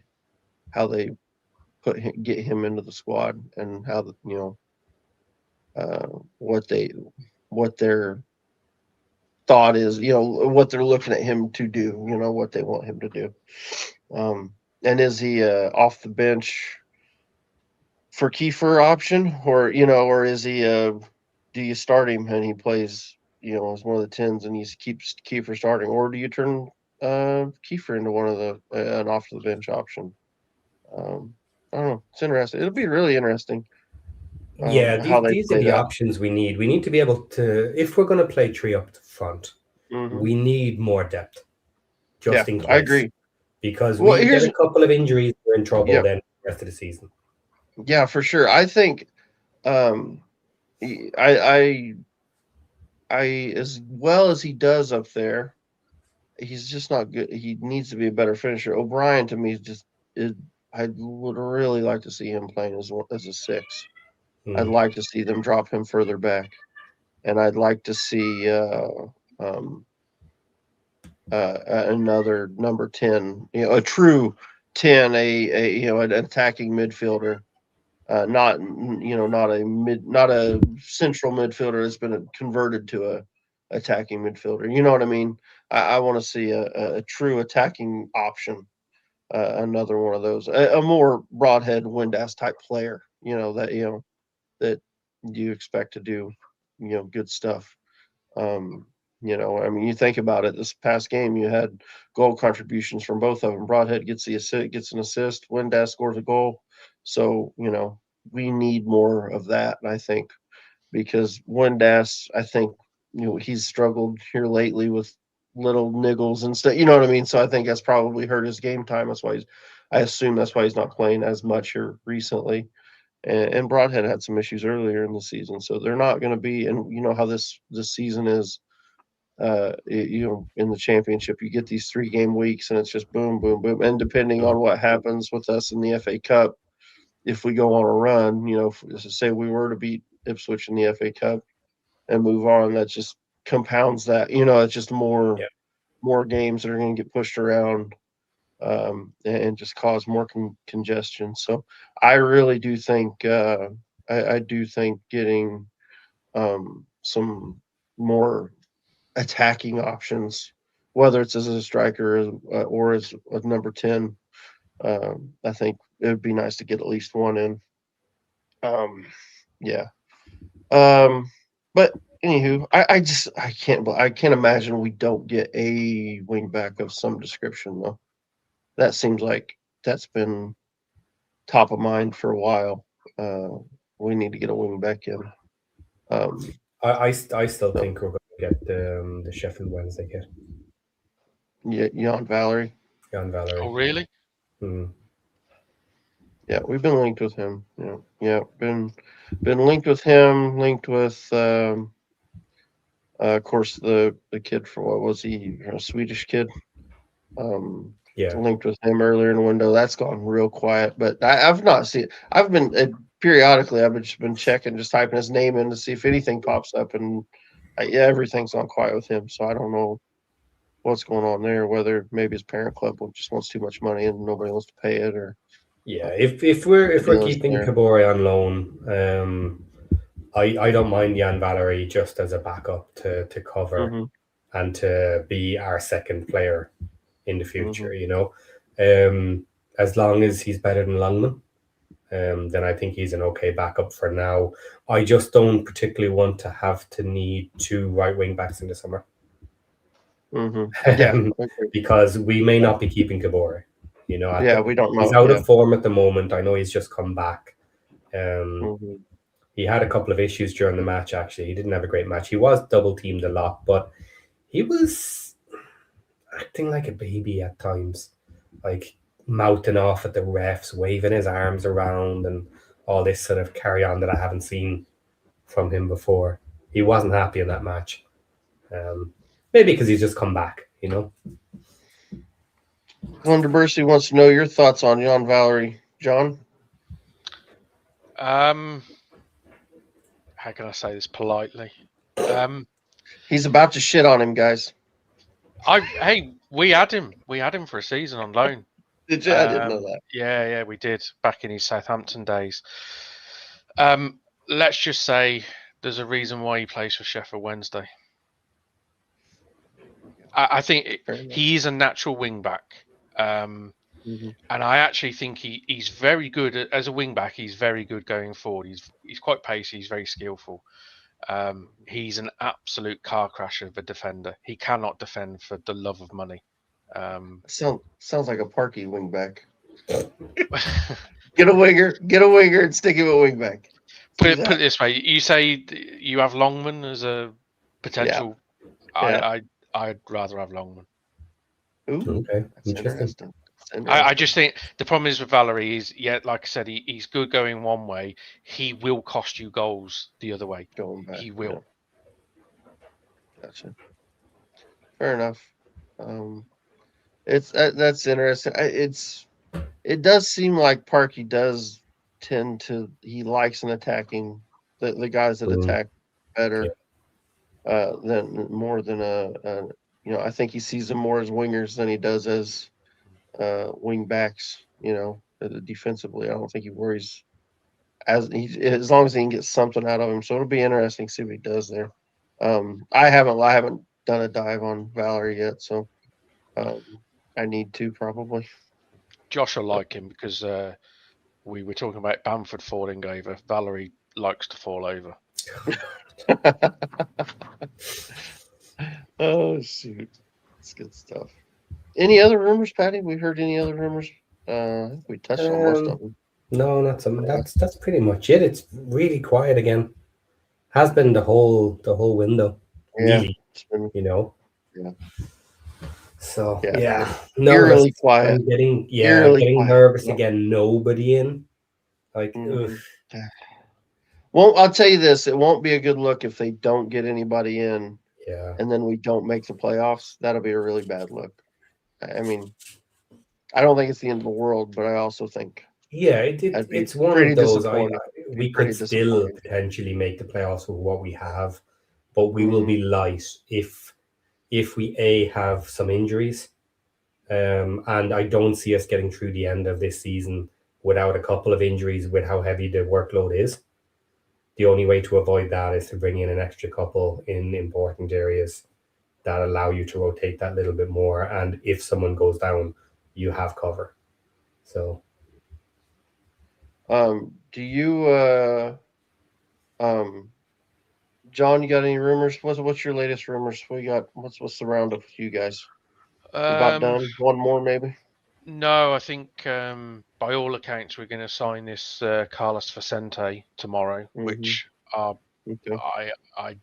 honestly don't know how we've done that. I'm not going to lie. It's a ridiculous transfer. It's going to cost us 10 million euros by all accounts. Is that about £8? 8.7 is it, or something like that? Oh, I'm just kind of shocked we've convinced him to come to the Championship. He has no right being in the Championship. He's the best player in his current club playing for a La Liga club. As somebody pointed out on social media, I think it was yesterday, said it's like basically a Championship side in 13th going and buying Jared Bowen from West Ham. It just doesn't happen. It shouldn't happen.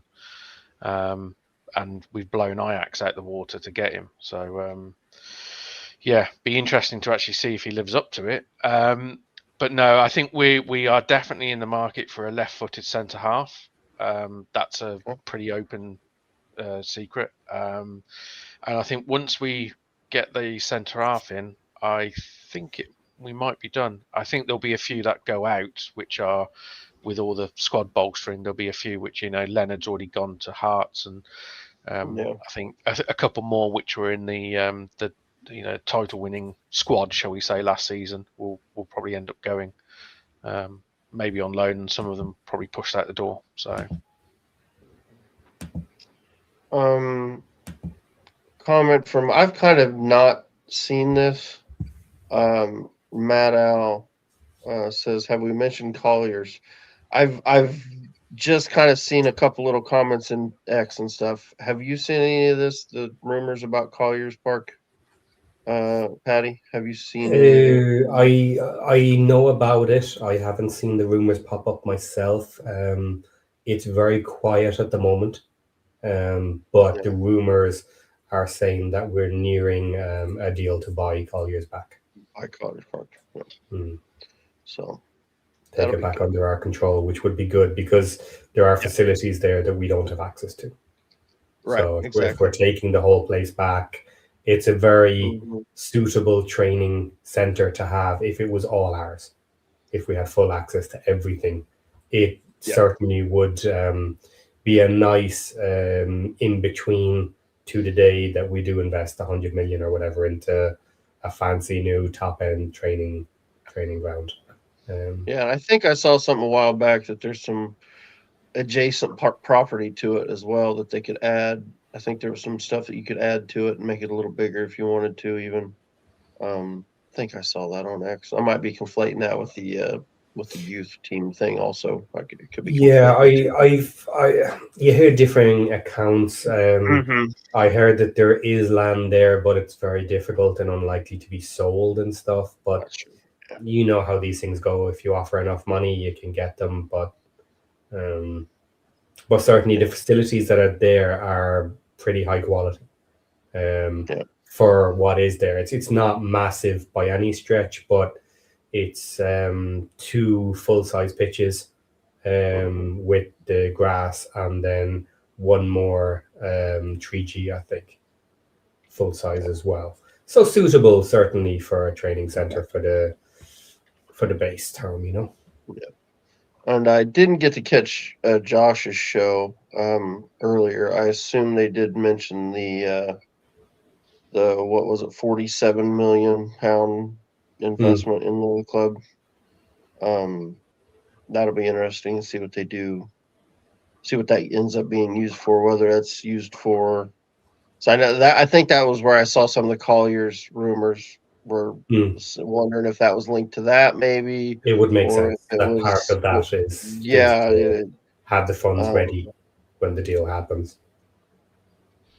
So yeah, that'll be interesting. What happens with that? Whether that's some of it goes to maybe bringing players in. We'll have to see. We'll have to see what they do with it.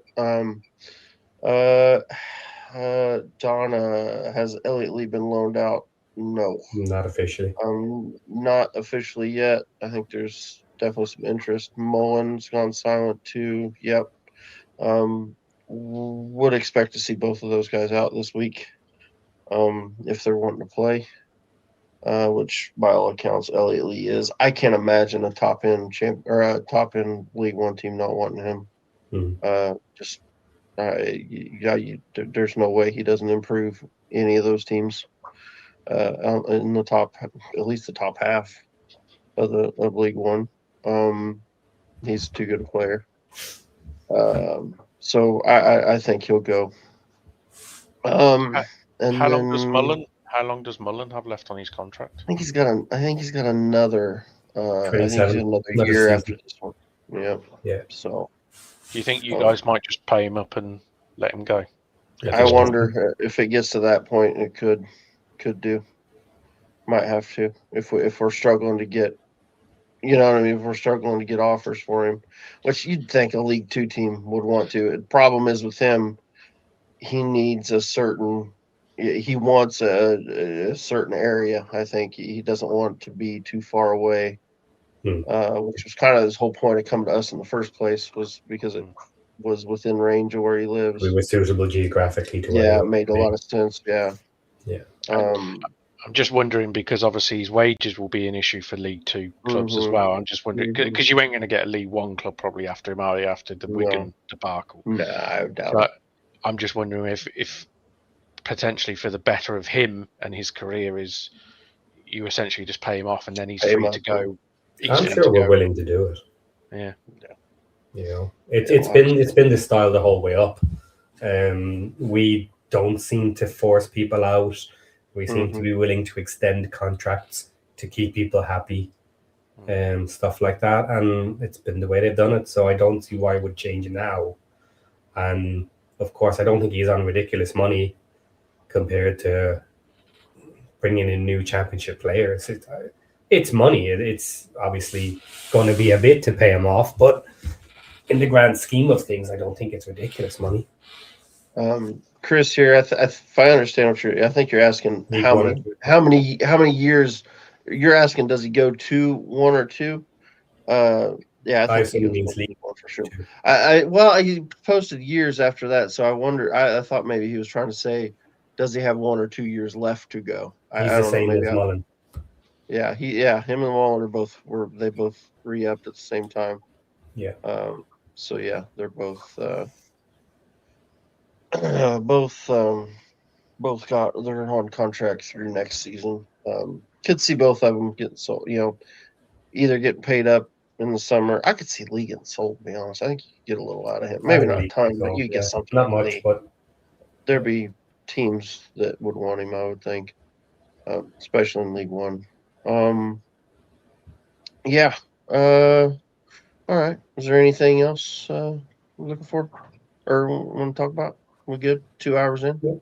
Yeah. John was looking for a nice quick show. So All right, cool. Yeah, nice quick 2-hour show. No problem. Technically, it's Knocked it out of early. the park. Oh, shoot. All right. Well, everybody, thanks for coming in. Thanks for joining us today.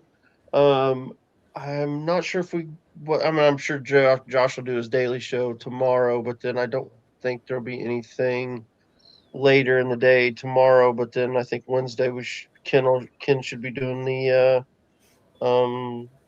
footy tip show, and then Thursday we'll have tactical fortitude.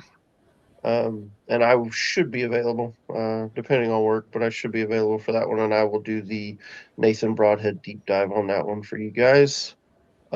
So I guess if that's all, you guys want to say bye? bye, everybody. Bye, everyone. Bye. Okay. All right. There goes Patty. There goes John. And on that bombshell,